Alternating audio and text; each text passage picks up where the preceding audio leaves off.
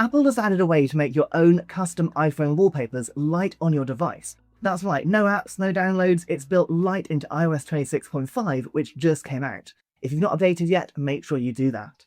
And these are not just static wallpapers, they're beautifully animated too, and I'll show you that later. Before we get started, if you enjoy iPhone tips like this, please do subscribe. Okay, let's show you how this works. We're going to go to the lock screen on the iPhone and we're going to long press in the middle to go into edit mode. From here, tap on plus in the bottom right hand corner and we get our wallpaper gallery.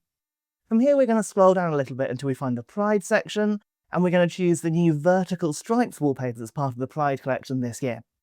Now, when you go onto there, you're going to get 11 preset styles which you can swipe through with various colour palettes chosen for you.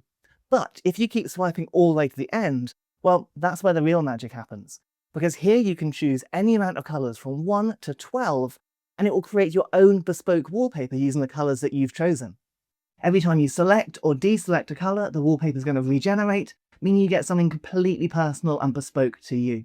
Once you're happy, press save in the corner, and then you can see how beautiful it looks against that liquid glass clock on iOS 26. But there is one more secret here, and before I show you, make sure you hit that subscribe button for more tips just like this. Okay, here's my favourite part. Just lock your phone.